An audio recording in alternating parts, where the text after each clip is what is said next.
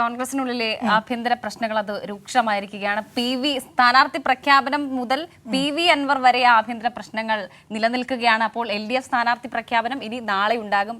ഈ 1800 കോടിയുടെ വികസന പ്രവർത്തനങ്ങളാണ് കഴിഞ്ഞ 9 വർഷമായി LDF സർക്കാർ നിലമ്പൂരിൽ നടത്തിയിട്ടുള്ളത്. അതെ, അപ്പോൾ ഇനി നിലമ്പൂരിലെ ജനത അതിനെ എങ്ങനെ വിലയിരുത്തും എന്നുള്ളതാണ് അറിയേണ്ടത് അല്ലേ? അത് മാത്രമല്ല, കഴിഞ്ഞ 9 വർഷക്കാലമായി പിണറായി സർക്കാർ നടത്തി വരുന്ന 2ാം ടേം അത് 3ാം ടേമിലേക്ക് കടക്കുന്നു എന്ന വിലയിരുത്തലുണ്ട്. 3.0 തുടരും എന്ന് പറഞ്ഞുകൊണ്ട് വലിയ രീതിയിലുള്ള ക്യാമ്പയിനുകളൊക്കെ നടക്കുന്ന ഘട്ടത്തിൽ LDF സ്ഥാനാർത്ഥി പ്രഖ്യാപനത്തിന് മുൻപേ തന്നെ മേൽക്കൈ അവിടെ ലഭിച്ചു എന്നാണ് ഇപ്പോൾ തന്നെ ബൂത്ത് തല പ്രവർത്തനങ്ങളൊക്കെ നടത്തുന്ന ആളുകളൊക്കെ പറയുന്നത്. അപ്പോൾ നിലമ്പൂരിൽ എന്താണ് സംഭവിക്കുന്നത് നോക്കാം. നിലമ്പൂർ നിയോജക മണ്ഡലത്തിൽ തെരഞ്ഞെടുപ്പ് പ്രവർത്തനങ്ങൾ എന്തായാലും ശക്തമായിക്കൊണ്ടിരിക്കുകയാണ്. അപ്പോൾ LDFന്റെയും UDFന്റെയും NDAയുടെയും പ്രവർത്തകരെല്ലാം മണ്ഡലത്തിൽ സജീവമായി 3 മുന്നണികളുടെയും യോഗങ്ങളാണ് മണ്ഡലത്തിൽ നടന്നു വരുന്നത്. അപ്പോൾ നിലമ്പൂരിലോട്ടൊന്ന് വേഗം പോയി വരാം അല്ലേ? ആവേശകരമായ പ്രചാരണമാണ് 3 മുന്നണികളുടെയും നേതൃത്വത്തിൽ നിലമ്പൂരിൽ നടക്കുന്നത്.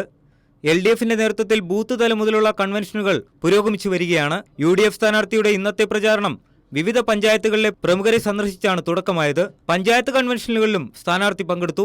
LDFന്റെയും NDAയുടെയും സ്ഥാനാർത്ഥികളെ ഉടൻ തന്നെ പ്രഖ്യാപിക്കും. ഉപതെരഞ്ഞെടുപ്പിൽ NDA സ്ഥാനാർത്ഥിയായി BDJS ജില്ലാ പ്രസിഡന്റ് ഗിരീഷ് മെക്കാട് മത്സരിക്കുമെന്നാണ് സൂചന. 3 മുന്നണികളുടെയും നേതാക്കളെല്ലാം മണ്ഡലത്തിൽ സജീവമായിട്ടുണ്ട്. CPIMന്റെ കേന്ദ്ര സംസ്ഥാന നേതാക്കളുടെ സാന്നിധ്യത്തിലാണ് യോഗങ്ങൾ പുരോഗമിക്കുന്നത്. കൈരളി ന്യൂസ്, നിലമ്പൂർ.